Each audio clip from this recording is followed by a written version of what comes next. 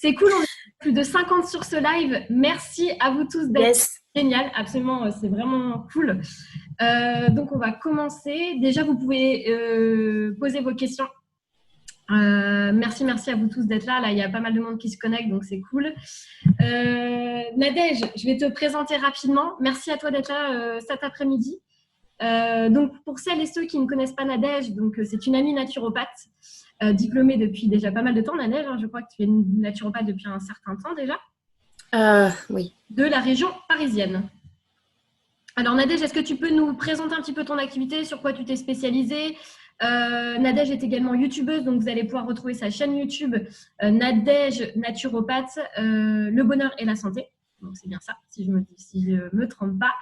Et Nadège fait énormément de vidéos sur tout ce qui va être HPV, donc tout ce qui va être papillomavirus, notamment tout ce qui est lié aussi à la féminité, tout ce qui est lié à la naturopathie en général. Elle donne énormément de conseils en fait sur tout ce qui va être l'alimentation. On a plus ou moins déjà la même vision, je veux dire même on a quasiment la même vision sur la naturopathie. Donc voilà, donc je te laisse un petit peu te présenter Nadège, dire un petit peu ce que tu fais ton activité et après on lance le live. Ok, bonjour à tout le monde. Merci Coralie du coup de ton invitation. Je suis contente qu'on puisse faire un live ensemble. Du coup, moi je suis naturopathe depuis 2006. Je me présente toujours en étant naturopathe chanteuse parce que je fais ces deux activités et puisque pour moi elles sont indissociables, je travaille notamment avec des gens dans un hôpital de région parisienne qui est destiné à aider les gens à se libérer des tensions par le chant. Donc ça, c'est une de mes premières activités. Et à côté, donc j'ai la naturopathie. Avec la chaîne YouTube, je forme également les gens en pharmacie sur les compléments alimentaires et en magasin bio. Et je travaille beaucoup effectivement avec des personnes qui souffrent d'un papillomavirus, puisque c'est une pathologie pour laquelle il n'y a pas de traitement en médecine classique. Et donc en naturopathie, il y a des choses à faire. Voilà, donc je me suis un petit peu spécialisée là-dedans. Voilà, en gros. Bon, super. Merci beaucoup, Nadège, pour cette présentation. Je suis ravie de vous présenter, Nadège. Voilà, bonjour Nadège. On est déjà plus de 80 sur le live, donc il y a encore pas mal de monde qui est en train d'arriver, donc c'est top. On commence la conférence sur l'alimentation et l'immunité. Merci à vous tous d'être là. Par ces temps qui sont un petit peu particuliers, je vais dire, en ce moment. Donc on en profite, moi j'en profite en tout cas sur mon compte Instagram et sur YouTube pour vous donner un maximum d'informations, de live, de choses qui sont un petit peu drôles aussi parce que on est tous un petit peu enfermés et c'est pas toujours évident à vivre. En tout cas, c'est aussi une période pour se reconnecter à nous, se reconnecter, je vais dire, à notre âme profonde, ce qui nous fait vibrer, et puis aussi de se poser les bonnes questions, à savoir est-ce que des fois je suis vraiment bien alignée dans mon travail, est-ce que je suis alignée aussi avec mon couple, parce que je pense qu'après un mois de confinement, on va assister peut-être à des divorces ou à des bagarres. Donc, en tout cas, le message que j'ai envie de vous passer à travers déjà l'introduction de ce live, c'est de prendre soin de vous, de prendre soin de vos proches. C'est une période qui est un peu compliquée, mais là, on va vous donner vraiment des clés justement pour booster votre système immunitaire, maintenir un système immunitaire haut. Ça veut dire quoi aussi un système immunitaire, à quoi ça sert, comment on peut bien s'alimenter, les erreurs surtout à éviter qui sont pour moi fondamentales pour justement pas avoir un système immunitaire qui soit au ras des pâquerettes. Nadège, est-ce que tu veux commencer à parler un petit peu de l'immunité? Est-ce que tu peux nous parler un petit peu de ce que toi tu vois, observes? Est-ce que tu as déjà des recos à donner par rapport à l'alimentation, des choses? Alors moi déjà, j'ai juste envie déjà de faire un constat assez effarant finalement.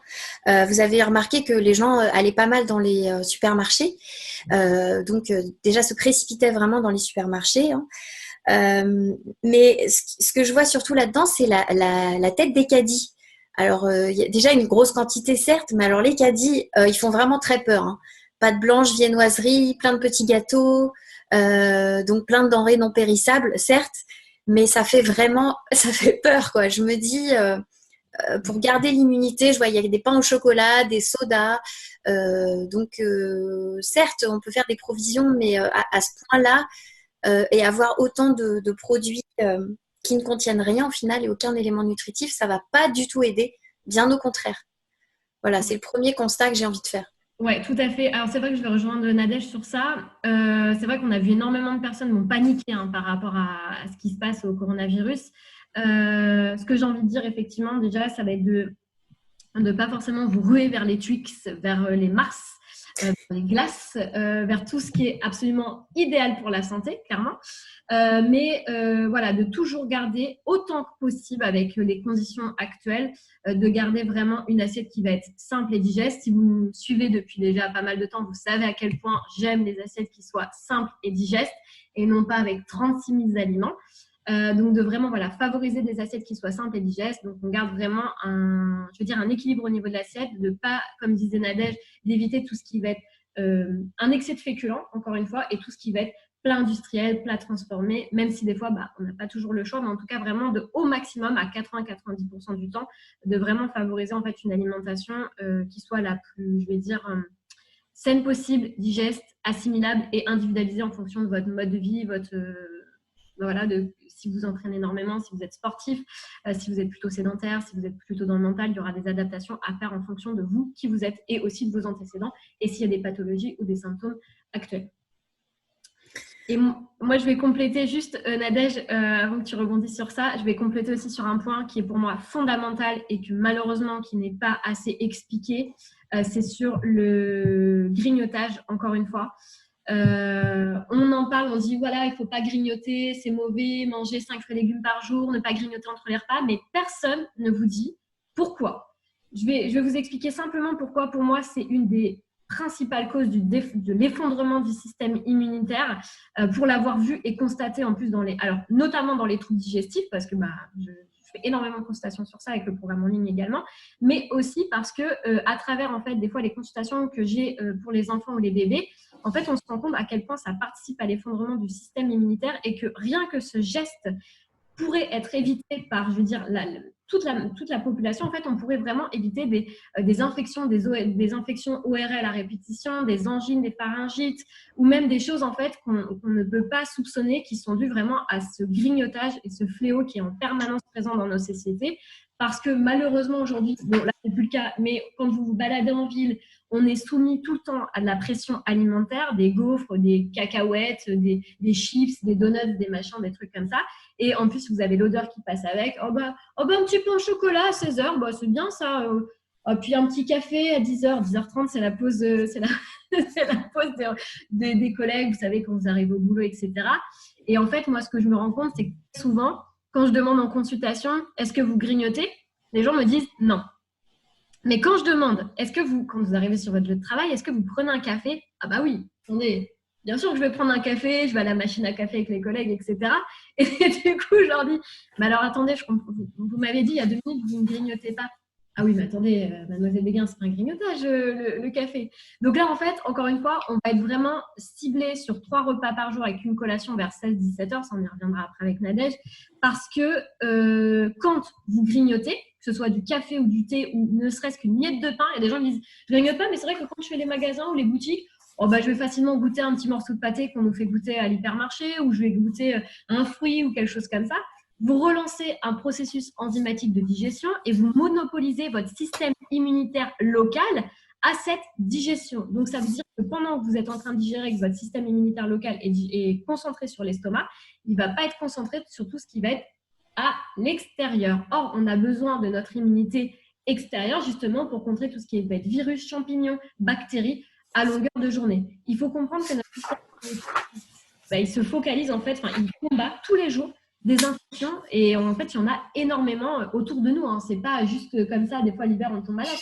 On se bat régulièrement, notre système immunitaire se bat sans relâche en fait contre ce type de bactéries, de virus et de champignons.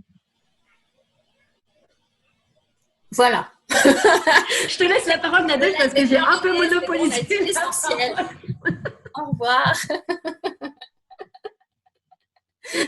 Je te laisse reprendre un peu la parole, parce que tu vois, forcément, je m'emballe. Donc Non, mais tu as raison, je vois le côté passionné, c'est évident. Non, mais c'est vrai qu'il y a plusieurs choses, effectivement. Il y a notre mode de vie qui est éventuellement…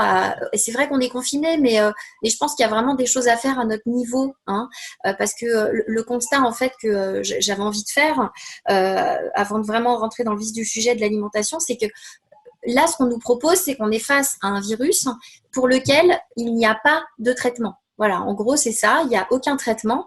Donc, en gros, on va prier sur notre immunité, on va croiser les doigts et on va dire, OK, c'est bon, ça va passer. Mais on possède déjà tous en nous déjà une immunité naturelle, qui est donc le corps est vraiment capable d'identifier facilement ce qui m'appartient et ce qui ne m'appartient pas. Et à partir de ce moment-là, tout simplement, c'est donner les clés à notre système immunitaire pour ne pas l'affaiblir, puisqu'il fonctionne en principe normalement. C'est juste que dans nos modes de vie actuels, on a tendance à l'affaiblir, alors qu'il est bien présent. Et puis, une fois que la maladie est installée aussi, c'est être capable aussi de guérir beaucoup plus vite.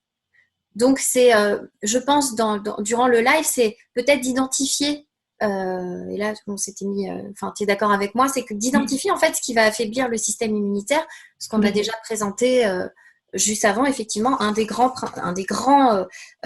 facteurs qui l'affaiblissent, c'est effectivement, comme tu disais, le grignotage, l'alimentation. Et on va voir ensemble. Et ce sera intéressant peut-être de poser la question aux auditeurs, justement, à leur avis, à votre avis, qu'est-ce qui pour vous affaiblit le système immunitaire? Parce qu'il y a pas mal de paramètres qu'on peut modifier en plus, sur lesquels on a vraiment un contrôle.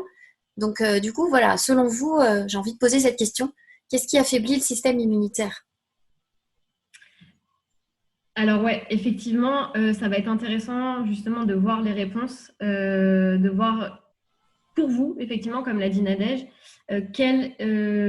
pour vous, quels sont effectivement les facteurs ou les destructeurs de notre immunité. Alors je vois qu'il y a déjà plusieurs réponses qui arrivent. Donc on a la fatigue. On a la fatigue qui arrive, l'alimentation qui arrive également. Alors, est-ce qu'il y a d'autres personnes qui ont des stress, émotions négatives également? Ouais, c'est vrai que le système immunitaire est très lié au système endocrinien et au système nerveux. Vraiment, c'est très, très lié. Ouais, tu vois, donc les réponses qui arrivent, le stress, le manque de sommeil, le canapé, un surplus de sucre, le mauvais choix des graisses, sucre raffiné, stress, manque de sommeil. Donc, effectivement, on tourne quand même autour des mêmes thématiques et c'est vrai que c'est important de le préciser parce que pour moi, effectivement, tout ce qui a été cité là, donc merci à vous tous de participer à ce live, ont vraiment un impact sur le système immunitaire. Je pense que Nadège est d'accord avec moi, notamment avec le sommeil, l'activité physique, notamment aussi tout ce qui va être le manque de sport.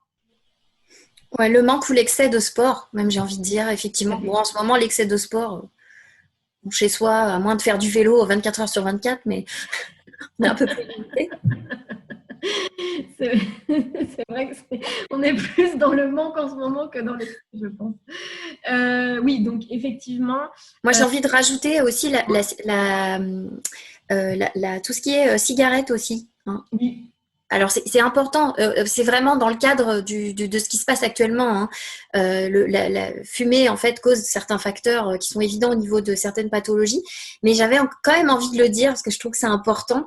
Le fumer, en fait, augmente a priori. Alors ça, j'ai sorti un peu les statistiques, un petit article qui est sorti récemment sur LCI, augmente de 137% le risque d'aggravation lorsqu'on a le coronavirus, donc d'avoir une forme sévère, une complication sévère du coronavirus.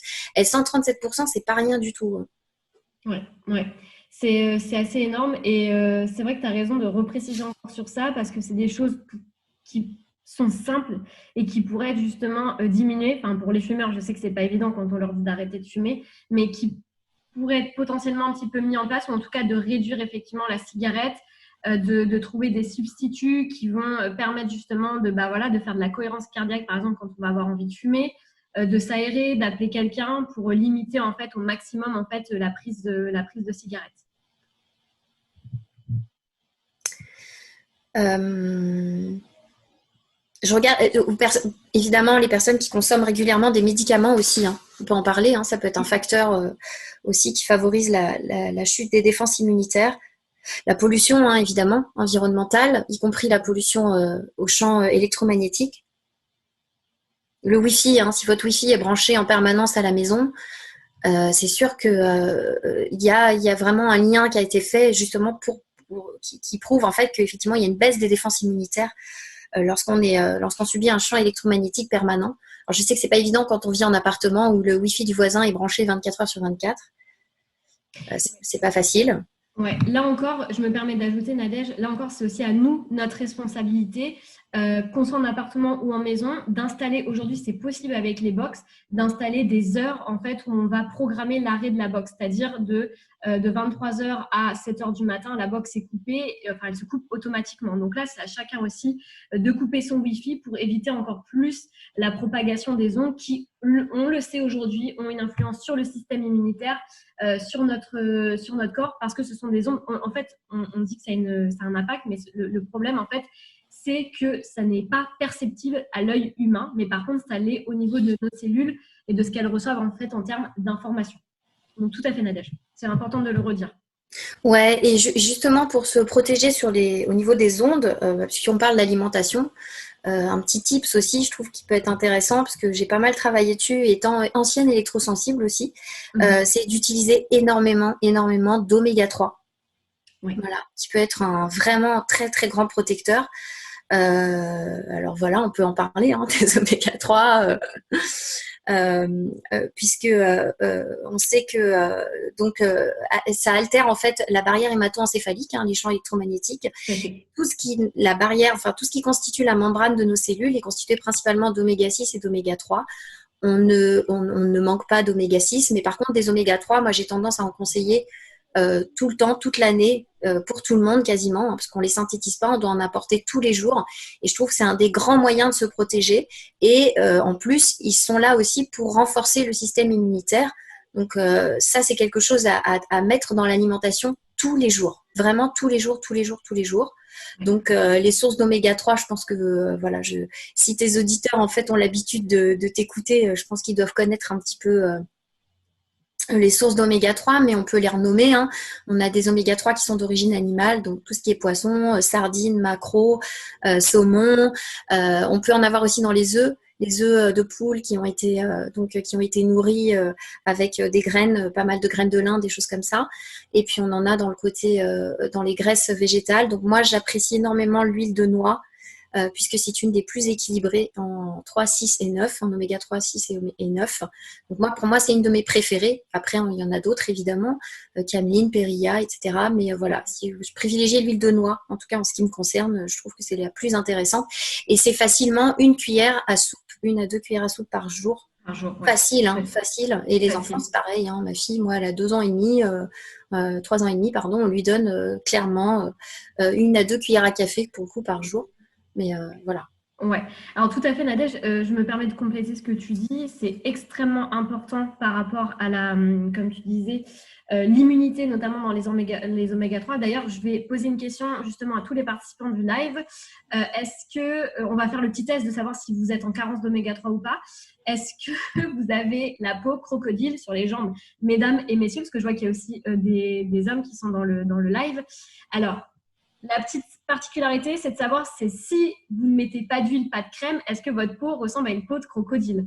Donc là, si vous me dites que oui, vous êtes obligé d'hydrater, de nourrir constamment, vous faites partie des personnes effectivement qui sont déjà en carence d'oméga 3, puisque la peau en fait est une réserve d'oméga 3. Si votre cerveau subit un stress, un choc émotionnel ou autre, au niveau des connexions neuronales, il va avoir besoin de beaucoup plus d'oméga 3 pour les nourrir. Donc, il va venir prendre au niveau de la peau. Donc, c'est comme ça en fait qu'on constate très souvent qu'il y a une carence en oméga 3 qui est déjà installée. Après, il y a d'autres symptômes de la carence d'oméga 3, il n'y a pas que ça, mais notamment aussi, par exemple, les personnes qui vont avoir des problématiques au niveau de la peau, d'eczéma, etc.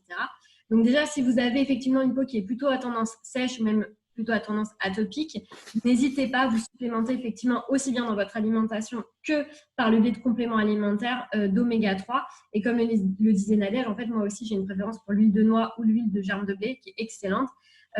Pensez bien aussi quand vous mangez des poissons qui sont baignés dans l'huile type sardines, les maquereaux à l'huile, le thon à l'huile, de bien ensaliver, en fait quand vous mangez, parce que ces graisses, elles doivent être métabolisées par le foie. Si votre foie est un peu fatigué, en fait, il va avoir du mal et vous allez avoir des rots qui vont être présents toute l'après-midi. Donc, vous allez avoir l'impression de manger du thon et de la sardine tout l'après-midi. Donc, ce qui est absolument génial quand vous êtes dans un bureau et que vous avez votre collègue qui est juste en face. Autant vous dire, vous allez l'assassiner.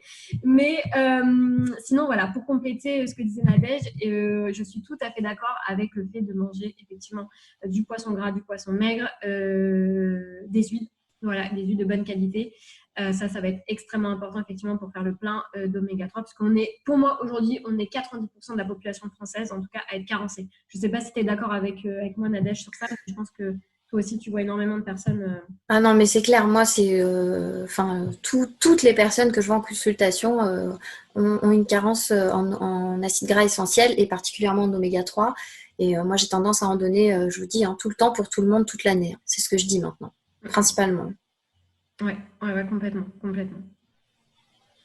Est-ce qu'il y a Alors, j'ai vu également, on va peut-être parler aussi du sommeil. On va parler après de la partie alimentaire, mais peut-être un point sur le sommeil, parce que c'est revenu beaucoup, beaucoup de fois. Pour moi, on n'en parle pas assez du sommeil, qui est pourtant un des piliers, des 5 piliers de santé extrêmement importants justement dans le système immunitaire. Il y a beaucoup, beaucoup de Français qui dorment très, très mal, qui dorment très peu. Qui dorment pas assez et on le sait aujourd'hui que ça impacte en fait le système neuro-endocrinien mais aussi le système nerveux et le système central en fait et le système immunitaire puisqu'on sait aujourd'hui que quand vous dormez moins bien ça implique aussi une baisse notamment des lymphocytes, ça implique une baisse aussi des récepteurs de tout ce qui va être production des globules blancs qui sont, pour info, la première ligne en fait de combat, notamment ce qu'on a dans les tissus au niveau de, par exemple, du thymus, des glandes, j'allais dire des glandes, mais c'est pas les glandes. Des ganglions en fait. Voilà, les ganglions. Donc effectivement, en fait, si on ne dort pas assez et en bonne quantité, on va épuiser aussi notre système immunitaire. On va l'épuiser, donc ça va être important de dormir dans une chambre qui va être aérée, alors si possible aérée tous les matins en tout cas, ou le soir avant de se coucher, d'au moins 20 minutes, de dormir dans une chambre qui soit noire. Ça me fait rire parce que très souvent, des fois, je vois des personnes qui me disent je dors très mal, mais je dors en fait avec le volet qui est à moitié ouvert. Donc, il faut savoir que la mélatonine, qui est l'hormone qui permet de bien dormir et qui est sécrétée quand votre taux de cortisol est au plus bas.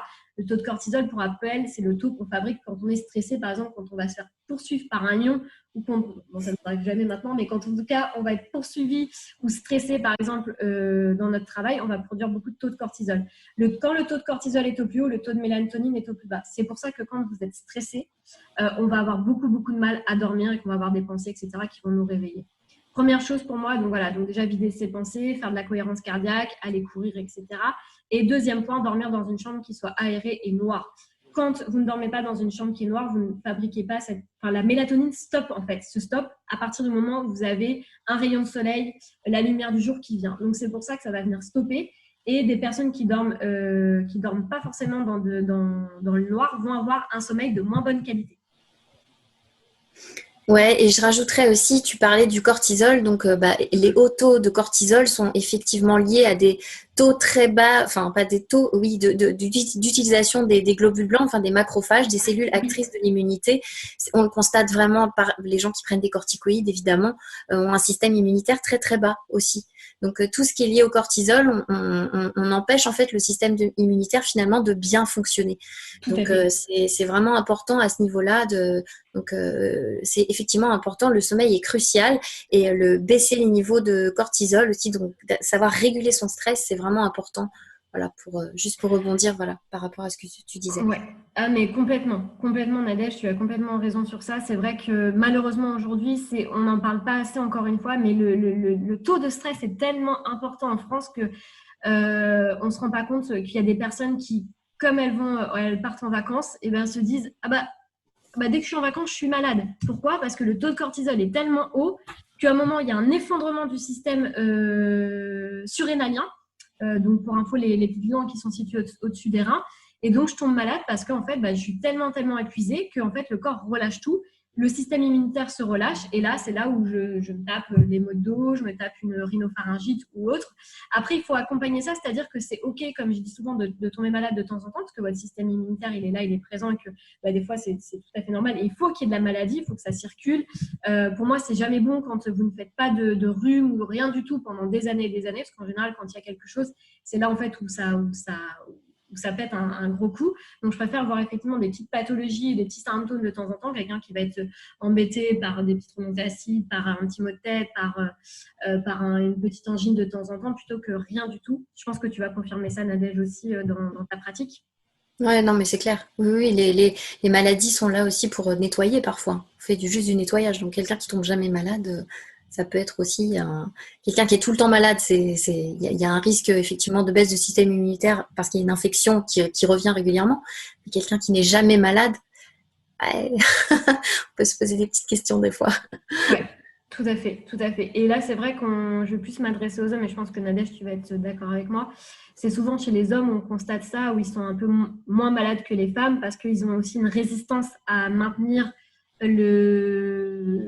comment dire, leur émotion assez. Ouais. Je ne faiblis pas, je ne montre rien.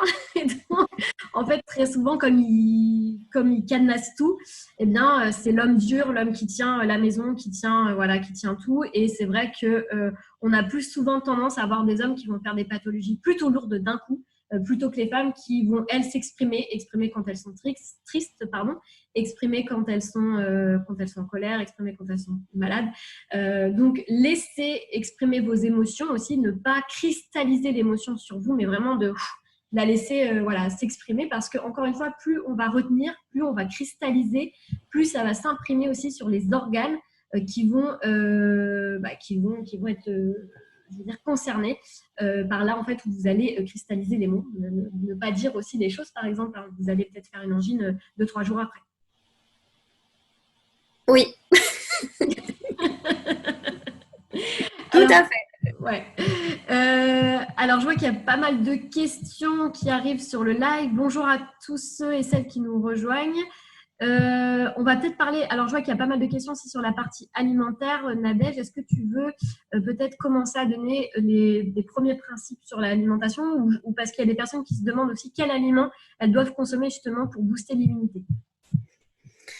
Oui, déjà, tu as parlé du grignotage et je pense que déjà, c'est le point essentiel. Hein, voilà, respecter les temps de digestion, voilà, c'était vraiment ce qui était important. Et puis, alors pour moi, je trouve que c'est intéressant effectivement de manger des choses qui vont favoriser le système immunitaire. Je pense notamment à tout ce qui va être coloré, tout ce qui va apporter des pigments, ce qu'on appelle des antioxydants.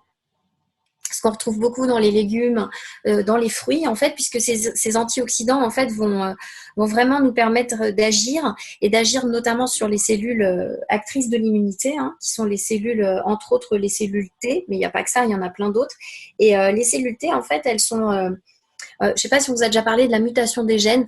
Je ne vais pas rentrer dans le truc technique parce que c'est pas le truc aujourd'hui, mais quand on manque en fait d'antioxydants, souvent il y a une mutation de nos gènes qui se fait, et ces gènes-là en fait vont malheureusement en fait altérer les défenses immunitaires, donc qui sont entre autres les lymphocytes T, les cellules T, et souvent ces cellules, elles vont agir notamment sur des gènes qui vont être suppresseurs de certaines tumeurs cancéreuses par exemple. Et donc c'est important de prendre des antioxydants dans l'alimentation parce que ça va jouer aussi sur les attaques virales notamment. Alors, je ne suis pas médecin, hein, donc là, tout ce que je vous dis, c'est des choses que je suis allée chercher dans des études et des recherches publiées. Mais en gros, essayez de consommer régulièrement, en tout cas, tout ce qui va être coloré. Vraiment, donc des couleurs plutôt vertes et des couleurs orangées, rouges, donc tout ce qui va être pigmenté, parce que c'est très riche en antioxydants. Et donc ça, c'est très important parce qu'avec tout ce qu'on subit à l'heure actuelle, on subit beaucoup de pollution notamment, beaucoup de radicaux libres. Nous-mêmes, quand on vit, on utilise et on produit des radicaux libres. Donc c'est important d'avoir des antioxydants. Complètement, Nadège, je vais rejoindre ton point de vue sur ça. C'est vrai que plus on mange coloré, mieux c'est pour la santé. Plus aussi on diversifie son alimentation, ne pas rester focus que sur le même type d'aliments, parce que plus on varie, plus on fait son immunité. Donc ça, c'est vrai que ça va être important. Également aussi, j'attire aussi votre attention. Beaucoup de personnes me disent, là, en ce moment, pour booster son immunité, il faut faire le plein de fruits.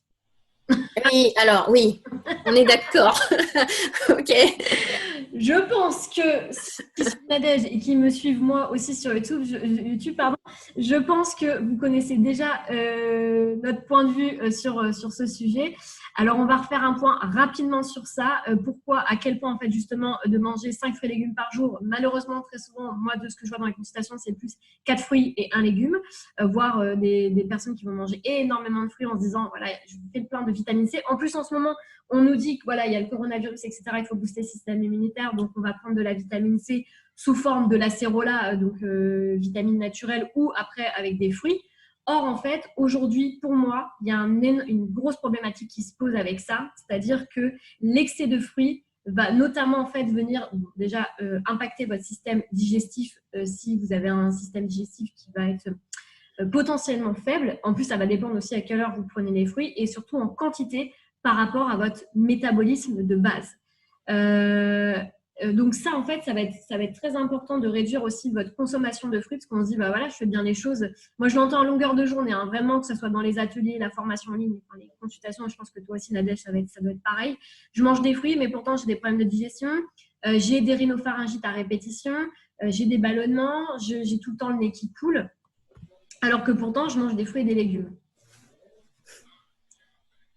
Oui, j'ai ça aussi. Limiter, oui, quand je parlais effectivement d'aliments colorés, et c'est important d'en avoir tous les jours, mais effectivement, les fruits, on va limiter, hein, surtout sur les gens qui sont longilignes, frileux et fatigables. Oui, tout à fait. Tout à fait. Donc, c'est vrai, effectivement, on va éviter pour les personnes, bah voilà, vous me prenez moi, je suis plutôt frêle et fatigable. Donc, on va éviter pour les personnes, on va éviter de trop en consommer en tout cas. Donc, ça, encore une fois, c'est vraiment quelque chose que vous pouvez appliquer dans vos quotidiens. Donc, on a vu les oméga 3. On a vu effectivement de réduire votre proportion de fruits, de vraiment plus manger coloré, comme le disait Nadège, de manger plus de légumes. Alors, ça peut être des jus de légumes aussi, hein, effectivement, mais pas les mélanger avec des fruits, quoi. Principalement des jus de légumes, carottes en ce moment, enfin, on a pas mal de choses quand même. Des aromates, du persil, ça peut être des brocolis aussi, enfin, des choses, voilà, vertes, oranges, rouges. Ouais. Vous avez également aussi, je me permets de rajouter, la coriandre qui est extrêmement nutritive, qui est aussi piégeur, ce qu'on appelle des métaux lourds. Donc pour les personnes qui mangent du poisson et qui ont un peu peur aussi d'avoir des métaux lourds qui se fixent un peu à droite à gauche dans le corps, la coriandre, n'hésitez pas. C'est vrai que tous les aromates, on oublie de les utiliser aujourd'hui. Pourtant, on regorge dans la nature d'aromates, donc persil, tout ce qui va être cerfeuil, tout ce qui va être basilic. Je pense que si vous me suivez d'ailleurs dans les stories Instagram, vous avez vu à quel point j'aime les aromates, notamment la nette. Donc, n'hésitez pas aussi à en mettre dans votre alimentation au quotidien. C'est des choses qui sont boosteuses de vitalité, boosteuses d'immunité. Donc, à en appliquer quotidiennement dans vos plats, matin, midi et soir. Ou, enfin, le matin, ça dépend, ça dépend du petit déjeuner. Mais vraiment, voilà, de vous nourrir, je veux dire, simplement de revenir encore à des bases simples, de ne pas suivre forcément les modes Instagram aujourd'hui qu'on nous montre, malheureusement, ou dans des livres aussi, hein, des livres un peu healthy, où on va vous faire mélanger plein d'aliments. Encore une fois, je me répète peut-être, mais pour moi, c'est très, très important sur la fonction immunitaire. Plus vous mélangez, plus vous mélangez en fait vos aliments, plus vous allez monopoliser en fait votre système digestif à la partie digestion et moins votre système immunitaire sera opérationnel parce que plus vous allez dépenser en fait d'énergie de base au niveau du corps sur la partie digestion. Mais c'est pareil en fait. Hein. Là, je vous prends l'exemple du système digestif, mais on pourrait très bien prendre l'exemple d'un sportif qui s'entraîne énormément et qui va en fait monopoliser sa fonction de la vitalité. Donc, il va prendre une grosse fonction au niveau de la vitalité. Et d'ailleurs, c'est ce qu'on remarque aussi chez les personnes, par exemple les marathoniens, qui après un effort comme ça n'arrivent plus à digérer parce qu'il y a eu un tellement gros effort, le sang a tellement été concentré au niveau des muscles et non pas à l'appareil du système digestif qu'il y a parfois donc une problématique au niveau du système digestif qui se met en place et des fois l'immunité qui est un petit peu en baisse. Donc, à chaque fois en fait que je monopolise trop une catégorie au niveau de de mes piliers de santé, hein, finalement, comme une personne qui fait que dormir, une personne qui va être tout le temps en mouvement au sport ou autre, eh bien, en fait, on va venir affaiblir cette catégorie. Et je me permettrai juste de compléter avec une phrase, après Nadège, je te laisse la parole, par une phrase qui nous dit « Tout organe sursollicité dégénère ou sous-sollicité dégénère ». Donc, c'est vraiment cette phrase qui résume un peu tout, c'est-à-dire que si je sollicite trop un organe, que ce soit mon système digestif, en fait, je vais me retrouver à effectivement avoir des complications au niveau de mon corps. Je suis désolée, j'ai coupé le micro, j'ai du monde moi à la maison. Je sais pas si vous entendez. Voilà, il y a des petits pleurs derrière. On a entendu. Voilà. Confinement oblige. Tu veux nous partager autre chose, Nadège? En tout cas, tu aimerais partager autre chose aux personnes qui sont connectées. Il y a pas mal de monde qui est connecté. On est plus de 100 du live, donc c'est alors. Merci. Ouais, super. Ouais, c'est génial. Oui, effectivement, on tape beaucoup aussi sur les protéines. Parlons-en, on va les aborder, hein, et principalement les protéines animales. Donc, quand je dis protéines, hein, c'est pas forcément que la viande, hein, c'est effectivement la viande, mais aussi le poisson, les œufs, les fruits de mer, certains produits laitiers. Et c'est pareil, on a tendance à trop les éliminer de l'alimentation. Soit on les remplace pas du tout parce qu'on s'est improvisé, je sais pas, peut-être végétarien du jour au lendemain, puis on s'est dit bah non, c'est la viande, c'est plus bon pour moi, donc on ne mange plus du tout. Et puis on a oublié de la remplacer par d'autres protéines. Je rappelle que les protéines, elles sont essentielles dans le système immunitaire, on en a besoin. C'est notre structure, c'est vraiment nos structures, mais c'est aussi notre structure, nos muscles, tout ce qui, c'est notre mortier, mais aussi c'est aussi tout ce qui constitue le système immunitaire. Donc c'est vraiment important d'en consommer. Moi, je ne sais pas pour toi Coralie, mais moi je demande aux gens d'avoir 2 sources de protéines par 24 heures. Voilà, c'est vraiment important. Ah mais là, Nadège, écoute, je suis ravie que tu parles de ça, que tu lances ce sujet sur les protéines, mais merci, parce que c'est vrai, encore une fois, effectivement, 2 sources de protéines en 24 heures, c'est indispensable. Et encore une fois, je vais répéter ce qu'a dit Nadège, mais notre système immunitaire est fait donc, de globules blancs qui, eux, sont nourris par des acides aminés. Donc, encore une fois, oui, manger de la protéine. Et malheureusement, alors je pense que Nadège, toi aussi, tu vas faire le constat, mais dans les consultations ou dans les programmes en ligne ou autres, dans les ateliers qu'on peut animer, on voit beaucoup trop de femmes et beaucoup de femmes, hein, parce que y a énormément de femmes qui s'intéressent à l'alimentation. On va dire qu'on a 90% des femmes, 10% des hommes. Mais c'est pas grave parce que ça relaye le message à la maison pour les c'est OK. Qui ne mangent plus ou pas assez en quantité de protéines animales ou végétales, même si j'ai une préférence pour la protéine animale qui est un peu plus digeste. Donc attention effectivement à vous alimenter correctement avec la protéine. Aujourd'hui, il y a énormément de courants sur ça. On nous dit qu'on peut ne pas manger de protéines, qu'on ne s'en porterait pas plus mal, etc. Malheureusement, dans les faits, c'est autrement. Je vois tellement de personnes qui sont carencées, qui ont des troubles digestifs ou qui ont aussi des troubles à la répétition ou d'autres des troubles du sommeil aussi. Hein. Dès qu'on réintroduit les protéines le soir, les gens recommencent à dormir. Hein. Complètement, aussi, complètement. Hein. Ouais. Donc c'est important, bien une protéine animale. Donc si vous ne mangez pas de viande, prenez pas de viande, mais prenez au moins du poisson ou des œufs ou des fruits de mer si vous avez la chance d'avoir des fruits de mer.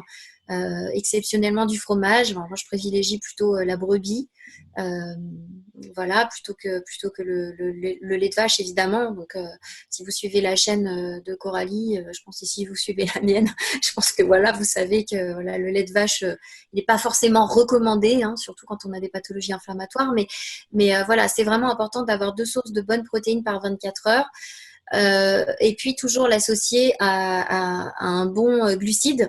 Donc un bon sucre pour moi aussi, hein, parce que c'est pareil, on a tendance à faire du dissocié à l'heure actuelle. Donc soit on mélange les céréales avec les légumineuses, soit on se dit je vais mélanger ma viande juste avec des légumes. Et puis peut-être qu'à 2 heures après, on va encore avoir faim, donc on va se mettre à grignoter. Ça, je le vois beaucoup chez les végétariens aussi, notamment. Le végétarisme, c'est pour moi un régime qui est noble, mais il faut vraiment savoir le conduire. Donc voilà, tout le monde ne le fait pas non plus, c'est un petit peu compliqué. Donc pour les gens qui ne sont pas forcément végétariens, qui veulent réduire la viande, garder les autres sources de protéines et toujours l'associer à un glucide. C'est vraiment important aussi parce qu'on va avoir besoin de ce glucide-là pour aller nourrir la cellule. Si vous ne l'avez pas, comme je dis toujours, votre protéine animale, elle ne sera pas utilisée pour construire votre système immunitaire, construire vos muscles, construire votre matière. Elle sera utilisée pour produire de l'énergie, pour produire du sucre. Donc, du coup, vous risquez de tomber en carence. Et la première carence protéique, ce qui ressort principalement de la carence en protéines, c'est la faiblesse du système immunitaire, donc les infections à répétition. C'est une des premières carences. Donc, voilà, il faut... Après, tout à fait, Nadège. Ouais. Je suis absolument d'accord avec toi et c'est vrai que on le répète pas assez. Malheureusement, les médias ne véhiculent pas ce discours-là. Mais il faut bien comprendre que notre système immunitaire est constitué, même notre ADN est constitué d'acides aminés qu'on retrouve dans la viande et dans le poisson et dans les œufs. Donc, en bonne quantité, encore une fois, ça va être très, très important. J'insiste sur ça lourdement et on insiste sur ça, mais parce que pour moi, ça fait partie des piliers de base. Et je vais compléter aussi par autre chose. On en a parlé rapidement, mais on parlait du sommeil, etc. et de l'anxiété. L'autre chose aussi qui agit énormément sur le système immunitaire, c'est aussi, je veux dire, comment vous êtes en énergie. Est-ce que vous êtes heureux dans votre vie? Je pense que Nadège, tu vas être d'accord avec moi sur ça, mais c'est vrai que ça va être important de cultiver la foi, de cultiver sa santé, de rigoler aussi, de prendre du plaisir dans nos activités, de se détendre, de vraiment accepter aussi les comportements des autres, parce qu'on n'est pas toujours OK avec le comportement des autres, mais aussi de vraiment d'accepter, d'être dans la bienveillance, d'essayer de pratiquer le non-jugement, parce qu'on se laisse bouffer par des problématiques, je veux dire de merde, excusez-moi du terme, mais c'est vrai, des problématiques de merde, alors que 2 semaines, 3 semaines après, en fait, on a complètement oublié tout ça, et on se dit, mais en fait, pourquoi je me suis pris la tête avec un truc, alors que j'en ai fait toute une histoire, alors que j'aurais pu vraiment passer à côté de ça. Et en fait, ça, ce sont des facteurs aussi, encore une fois, qui abaissent notre système immunitaire, parce que quand on a moins l'envie de vivre, quand on a moins l'envie aussi de rigoler, quand on dort moins bien, quand on passe notre temps à ruminer, à critiquer, à être dans le jugement, en fait, ce sont des choses qui impactent le système immunitaire. Oui, tout à fait. Je vois que le temps passe et tout. Peut-être qu'il y a peut-être des questions. Il y a tellement de choses à dire en fait. Mais peut-être s'il y a des questions, je sais pas. Alors, je pense qu'il y a pas mal de effectivement, tu as tout à fait raison, Nadège. Comme c'est bien. Je suis le maître du temps. Que moi. Tu maîtrises carrément mieux le timing que moi. Donc effectivement, c'est le moment où on va prendre du temps pour répondre aux commentaires, n'importe quoi, aux questions. Donc, je vois que ça a pas mal défilé. Alors, je vais essayer de reprendre les premières questions qui sont arrivées. Alors, quels sont les meilleurs fruits et surtout légumes pour le système immunitaire? Alors, si tu veux répondre, Nadège, sinon je complète. J'ai envie de dire qu'on a un petit peu répondu à la question dans le sens où, effectivement, il faut quand même... pour les personnes frileuses, fatigables et longilignes, c'est quand même limiter les fruits, surtout si vous n'en avez pas envie. Et clairement, en hiver, n'en prenez pas. Enfin voilà, moi j'ai toujours la goutte au nez si j'en mange en hiver. Donc voilà, prenez-en quand il vous faut envie. Prenez-les plutôt évidemment au goûter pour le coup. Et sinon, qu'est-ce que ça va être? Principalement, prenez-les de saison. C'est ce que j'ai envie de dire, tout simplement. Complètement. Prenez-les de saison. Prenez ce que vous trouvez actuellement, localement. Complètement. Là, je mets un petit pouce bleu sur ce que tu viens de dire, Nadège. Alors, les tisanes sont-elles considérées comme un grignotage? Donc, non, les tisanes ne sont pas considérées comme un grignotage. Ce qui est considéré comme un grignotage, sauf si vous mettez du sucre ou du miel. Là, effectivement, on va être considéré comme un grignotage parce qu'on va relancer le système digestif. Si vous prenez un café, on relance le système digestif. Si on prend un thé, c'est minime, mais on va éviter donc plutôt une infusion. Et dans ces cas-là, on peut très bien consommer une infusion d'ortie, par exemple. Est-ce que toi, Nadège, tu veux nous partager peut-être des infusions pour booster le système immunitaire? Voilà, vu qu'on est dedans, oui, alors il y en a pas mal. Alors, on parle du système immunitaire en général. Évidemment, ces produits-là n'ont pas été testés sur la maladie, le Covid-19 précisément, mais on sait que dans le temps, elles ont eu une action antivirale qui est prouvée scientifiquement. Et je pense notamment aux feuilles d'olivier. la tisane de feuilles d'olivier qui contient alors je sais plus, un principe actif qui s'appelle l'européine de mémoire, je crois que c'est ça, et donc qui est très efficace contre des complications respiratoires notamment. Hein, ça a été publié. Donc voilà, la tisane de feuilles d'olivier, c'est pas mal. Après, il y en a plein, hein, toutes les tisanes qu'on prend, donc les tisanes de thym, tout ce qui va être de thym. On peut même pourquoi pas mettre un peu de curcuma dedans aussi, hein. Voilà, du gingembre, tisane de gingembre, voilà, faire un petit mélange. Mais moi, j'aime bien les feuilles d'olivier. Je trouve ça pas mal. Feuilles d'olivier, ouais, effectivement. Tu en as d'autres, toi, peut-être Ouais.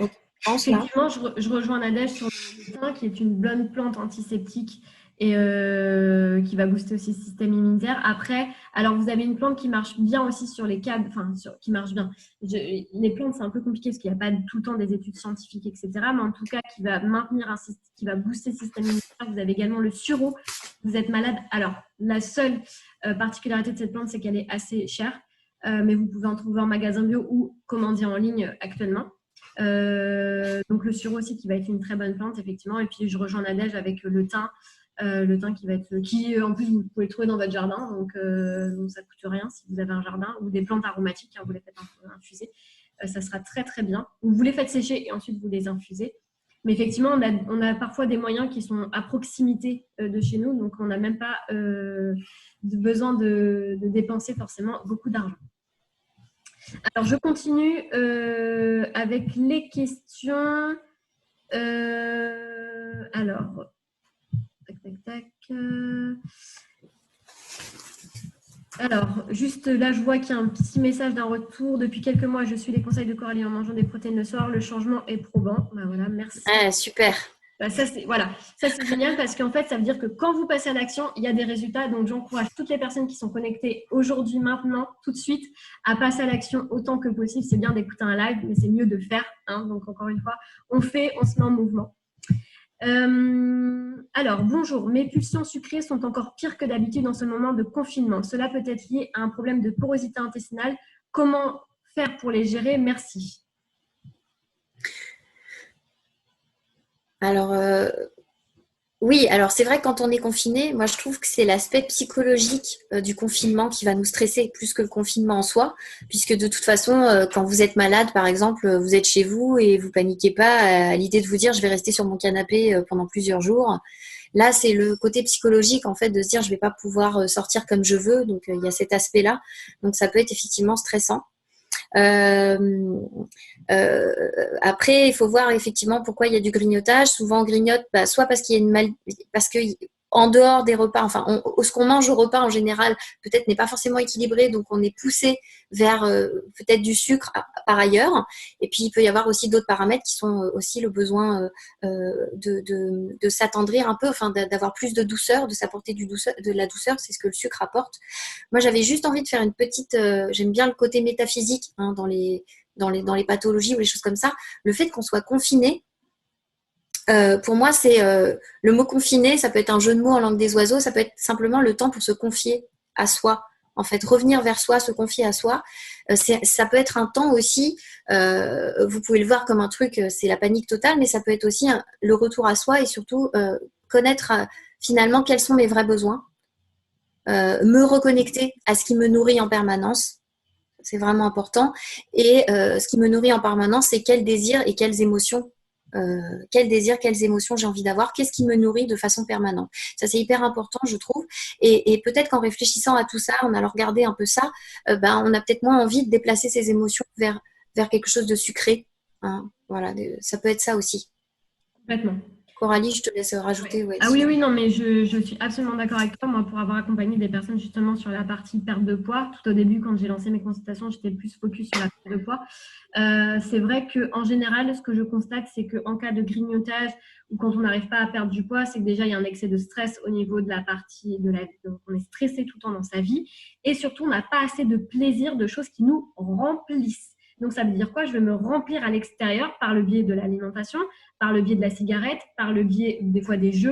Ça peut être de la drogue ou autre parce que j'ai besoin de ce shoot de plaisir, d'endorphine qui va être généré notamment, surtout par du grignotage du sucre. Hein. Très souvent, On me dit rarement consultation. Écoutez, mademoiselle Béguin, j'ai craqué pour les brocolis.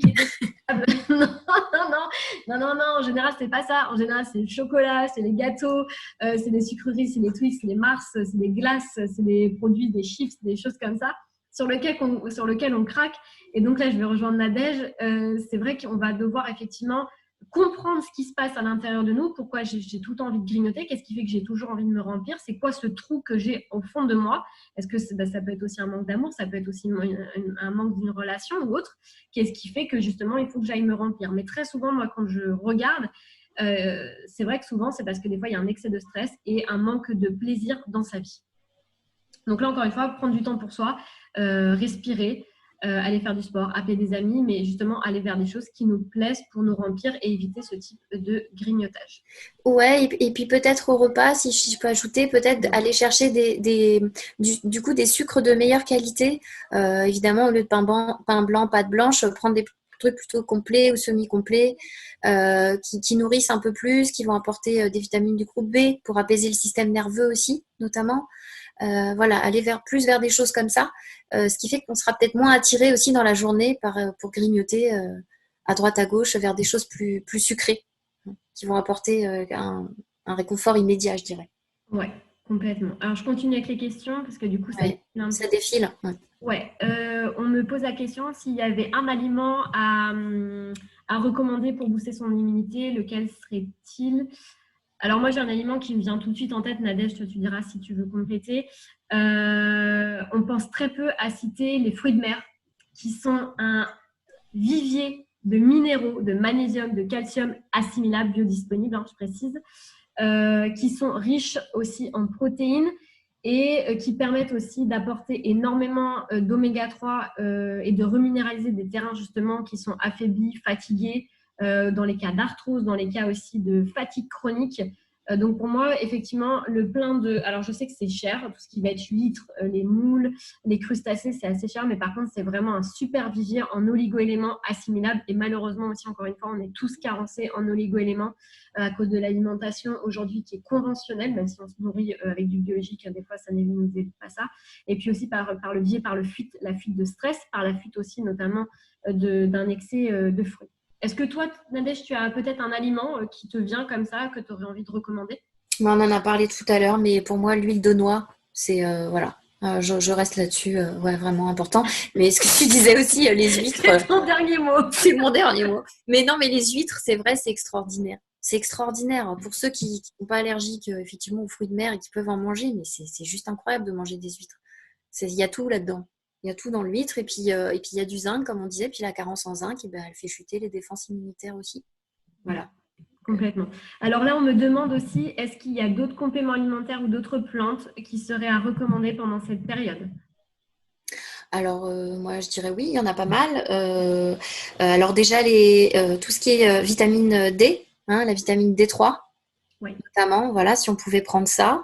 Moi, je conseille en moyenne entre 800 et 2000 unités par jour, par personne. Bon, après, voilà, ça, c'est mon petit truc. Ça peut être de l'huile de foie de morue aussi, pourquoi pas. La gelée royale aussi, hein. Moi, j'apprécie beaucoup, beaucoup, beaucoup la gelée royale.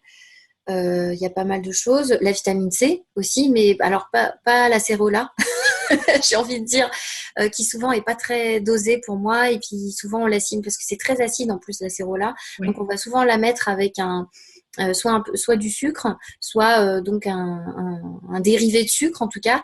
Et je trouve pas ça super sain. Donc moi je préfère les vitamines C, de l'acide L-ascorbique de bonne qualité. Il y a plein de labos qui en font maintenant, Oui. plutôt dosés à 500, 750, 1000 milligrammes. Voilà, ça je trouve ça intéressant. Tout à fait.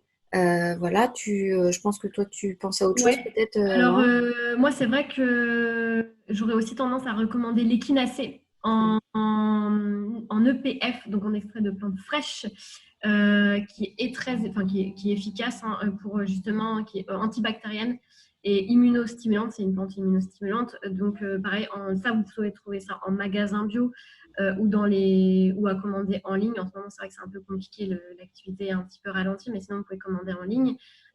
Pour moi, l'échinacée, c'est vraiment une très belle plante en extrait de plante fraîche ou en infusion, en tout cas disponible aussi en infusion, pour booster justement les systèmes immunitaires qui sont un petit peu affaiblis. qui sont justement un petit peu au ras des pâquerettes ou qui sortent justement aussi d'infections à répétition. Donc ça, c'est la plante que je vais recommander. Comme toi, Nadège, effectivement, la vitamine D qui est essentielle et on est très, très fortement carencé. Enfin, beaucoup de personnes sont carencées parce qu'on ne voit pas le soleil. Encore plus si on est dans les régions du Nord, Paris, Lille, enfin voilà, toutes les avec un fort d'ensoleillement, clairement. Hein. Et je pensais également aussi en gémothérapie, une plante Ah oui.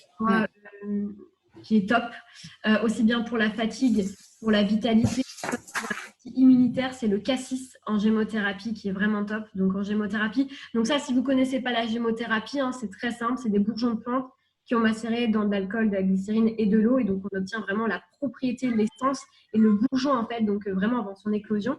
Et donc ça, la vibration également de la plante. Et donc, le cassis fait des merveilles sur tout ce qui va être fatigue. Surtout aussi en ce moment dans les cas d'allergie, parce qu'on va vers le printemps. Donc, le cassis, c'est une très bonne plante antihistaminique naturelle. Et puis, voilà, elle est recommandée dans les périodes aussi où on est fatigué, un petit peu dévitalisé, et chez les sportifs. Par contre, la seule chose que je tiens à préciser sur le cassis, c'est que le soir, si vous la prenez, elle peut un peu potentiellement empêcher de dormir pour des personnes qui sont un petit peu sensibles. Voilà, comme elle stimule un petit peu les glandes surrénales. Ouais, moi j'aime bien aussi utiliser le cassis en effet, mais tu as aussi le bourgeon d'églantier. Ah oui, C'est dans tout ce qui est chronicité, enfin tout ce qui est problème ORL à répétition, toutes les maladies à répétition, même chez les enfants, hein, tout ce qui est infection répétitive, c'est vraiment un excellent antiviral. Alors encore une fois, il n'a pas été testé hein, sur le Covid-19, donc on ne sait pas, mais voilà, en attendant, on peut utiliser ça. Bourgeon d'églantier, on a l'argousier aussi, hein, qui est pas mal, ça stimule pas mal l'organisme, ouais. contre toutes les infections aussi. Mais l'églantier, je trouve qu'il est chouette. Chez les enfants aussi, il est pas mal. Le noyer aussi. On en revient toujours à la noix. Bourgeon de noyer. Ouais, tout à fait, tout à fait. Et c'est vrai que je rejoins un peu ce point de vue je rejoins carrément ce point de vue, pardon, excuse-moi Nadège, je suis un peu perturbée parce que j'entends du bruit en fait chez moi. Ça va, on n'entend pas. Moi aussi, j'en ai un Ça petit peu à la va, ok. maison. Mais t'inquiète, il n'y a pas de souci. Donc oui, effectivement, toutes ces plantes-là. Et là, je vois qu'on me demande effectivement les dosages. Donc, alors, toujours respecter les dosages du laboratoire. En fonction effectivement des dosages du laboratoire, il y a en fonction des gémothérapies qui sont concentrées, non concentrées, on va être sur 15 gouttes en général, environ 3 fois par jour, 15 minutes avant les 3 repas, dans un fond d'eau toujours. Sinon, vous allez un petit peu vous piquer la langue. Moi, le laboratoire que je recommande, que j'aime beaucoup, c'est Herbiolis. Après, peut-être toi, Nadège, tu as peut-être un autre laboratoire que tu aimes bien, avec qui tu travailles. Moi, je travaille beaucoup avec la Royale, mais peut-être que Herbiolis, c'est plus facile à trouver que la Royale. Enfin, je sais pas. Là, bon, en tout Après, cas, voilà. on a Ouais. toutes nos marques, nos petites On marques a- préférées, de prédilection. Tout à fait. Et c'est vrai que pour moi, voilà, vous achetez où vous voulez, en magasin bio, en ligne, peu importe. Voilà, c'est surtout là où c'est disponible actuellement dans le contexte. Mais voilà. Nadège, est-ce que tu veux, on arrive déjà à plus de 60 minutes de live, donc 1 heure. Donc merci déjà à toutes les personnes qui se sont connectées, qui ont posé des questions. Merci à vous pour l'énergie. Est-ce que tu veux peut-être rajouter un dernier mot, quelque chose que tu aimerais nous partager? Je voulais revenir parler de la fièvre aussi, parce qu'on n'en a pas parlé. C'est vrai que c'est un bon système, enfin, ça accélère vraiment la réponse immunitaire, je trouve, la fièvre. Et on a trop tendance aussi dès qu'on a de la fièvre aussi, à la bloquer complètement, à prendre un antipyrétique. Alors, on rappelle aussi, hein, je pense que voilà, tout le monde a l'info, mais ne pas prendre tout ce qui est Advil, tout ce qui est ibuprofène, etc., hein, qui, à l'heure actuelle, hein, l'épidémie qui court, donc on n'a pas de test hein, pour le Covid-19, donc vraiment, dès que vous êtes malade ou des choses comme ça, ne prenez pas ces types de produits d'anti-inflammatoires, parce que vous pouvez peut-être potentiellement aggraver les symptômes. Je suis pas médecin, mais voilà, c'est les infos qui ressortent, et donc c'est important de le préciser. Mais je voulais dire, au niveau de la fièvre, et je le vois surtout au niveau des enfants. Et voilà, tant que vous supportez la fièvre ou que votre enfant, vous voyez qu'il continue à jouer, qu'il continue à manger, à s'alimenter, vous laissez faire la fièvre en fait, laissez faire les choses parce que quand on donne trop rapidement un antipyrétique de type Doliprane ou d'Afalgan, tout ça, on bloque tout de suite les défenses immunitaires. Or, on sait que la fièvre, C'est le système qui va augmenter justement les macrophages et qui va permettre de détruire l'infection ou l'agent éventuellement viral qui viendrait. Donc, tant qu'elle est supportable pour vous ou pour votre enfant, voilà, laissez faire la nature, j'ai envie de dire. Ça, c'est vraiment important, j'insiste là-dessus parce qu'à force de faire ça, on bloque cette capacité en nous qu'on a qui est naturelle et on a trop tendance vraiment à la bloquer direct, quoi. Donc ça, c'est… Complètement. Ouais, c'est vrai, Nadège, tu as raison, on n'en parle pas assez, mais on a tous une force d'auto-guérison en nous. Avant même de parler de compléments alimentaires ou de médicaments, on a tous la force d'auto-guérison qui est en nous et on ne le précise pas assez, mais effectivement, on ne peut pas réanimer quelqu'un qui est mort. On aura beau lui donner des compléments alimentaires, des plantes, quand la personne est morte, elle est morte. Donc, c'est vraiment cette force vitale qui nous anime et c'est aussi beaucoup lié avec notre mental, beaucoup lié à la façon de s'alimenter, le sport, l'hygiène de vie, etc. Et encore une fois, le corps est très intelligent, le corps sait ce qu'il fait. Et c'est vrai que des fois, on prend peur quand on a un symptôme, on prend peur quand on a de la fièvre. Mais encore une fois, comme dit Nadège, rappelons-nous que ces choses-là sont aussi bénéfiques pour des fois enrayer un symptôme, une maladie ou autre. Ouais, on est là. Et puis, si j'avais un dernier petit conseil à donner, moi, je dirais éteignez votre télé. Voilà, arrêtez d'aller sur Facebook, de regarder des conneries, de anxiogènes, de vidéos. Là, j'ai encore vu, j'ai moins 5 personnes qui m'ont envoyé des trucs sur Messenger d'un gars qui criait au complot, qui utilisait des vérités en fait pour les transformer et crier au complot. Enfin, c'est n'importe quoi. Donc, ne gardez que les vidéos, voilà, qui sont rigolotes, qui vous font marrer. Communiquer avec vos amis, mais sinon, voilà, pour le reste, laissez tomber. Ne suivez pas en direct l'évolution de l'épidémie. Hein. Voilà, non, c'est pas la peine. La peur fait baisser les défenses immunitaires, clairement. Clairement. Donc, c'est pas toujours la maladie qui tue. Des fois, c'est la peur. Donc voilà, quoi. Laissons faire aussi la nature, quoi. Ça fait partie… les épidémies, bah, ça fait partie de la vie, en fait, finalement. Donc, Ouais, non, mais ça, c'est clair. Et énormément de personnes qui sont en train de commenter ce que tu dis, Nadège, et les personnes sont absolument d'accord. Trop vrai, plus d'infos d'intox. Oui, la télé, plus d'informations le soir. Mais c'est vrai que mais on regarde des infos, mais à quoi ça sert de vivre, quoi, clairement. Mais on prend une corde, on en finit, quoi, parce que c'est vrai que des fois, ça fait. Donc, c'est vrai qu'entourez-vous de choses qui sont positives, rigolez, appelez des amis, faites, voilà, vraiment, mais faites des choses qui vont vous mettre en joie. Mais là, c'est sûr que si on allume la télé, on va tous en dépression, quoi. Donc, non, faites des choses vraiment qui vous plaisent. Regardez des vidéos YouTube qui sont drôles, regardez des films qui sont comiques. Entourez-vous de bonnes énergies pour faire justement monter aussi vos vibrations et votre énergie, parce que plus vous allez être heureux, plus on fait monter son énergie, plus votre système immunitaire aussi est élevé et haut. Donc, voilà. Donc, entourez-vous de gens qui ont la joie, qui ont la pêche. Et voilà, comme dit Nadège, coupez la télé, quoi, clairement.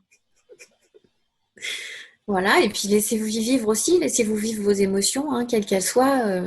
Même s'il y a aussi, parce que je sais que, comme tu disais en début de séance, il y a aussi des gens, soit il y aura plein de bébés, soit il y aura plein de divorces. Donc ça veut dire aussi que potentiellement il y a des gens qui vont se prendre la tête. Et ben voilà, donc c'est ça aussi, quoi. C'est savoir exprimer quand on n'est pas content, quand ça va pas, quand on est en colère, quand on est triste, et accepter ces parties-là aussi de soi. Et c'est important, je trouve, de savoir exprimer aussi ces émotions-là. En tout cas, de ne pas les retenir, de les laisser traverser. Et je trouve que c'est vraiment une période qui nous permet ça aussi. Bah voilà, bah super. Merci. Alors, je vois qu'il y a beaucoup, je ne sais pas s'il y a d'autres questions. qui nous remercient pour le live. Merci pour votre énergie, votre pêche. Bravo les filles. Merci beaucoup. Merci les filles. Donc, merci à vous aussi pour l'énergie de ce soir. Merci à vous d'être connectés, d'avoir envie d'agir sur votre santé, sur votre immunité, sur l'alimentation. Merci à toi, Nadège, d'être intervenue sur ma chaîne YouTube.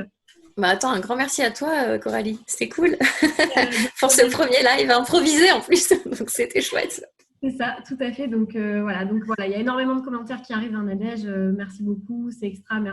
Merci encore, merci pour tous vos commentaires. Merci pour le partage qu'on a pu faire ensemble à travers cette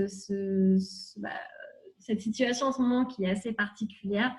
En tout cas, moi, le dernier message que je voulais vous passer, c'est surtout de prendre soin de vous encore une fois, de vous amuser pendant cette période, de vous reconnecter à vous, de faire vraiment les choses qui vous plaisent, de prendre soin de votre santé, de votre alimentation, de votre hygiène de vie. C'est le moment justement, on a du temps, pensez-y.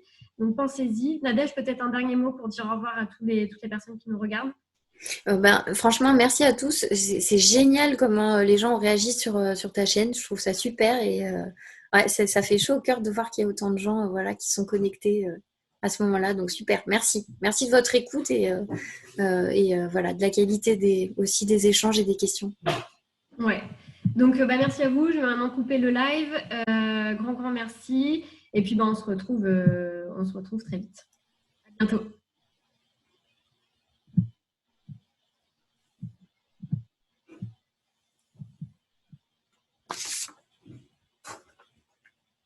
Alors, normalement, c'est bon. Voilà, c'est bon, Nadège, tu es avec moi. Ouais, je suis là. Je suis pas partie.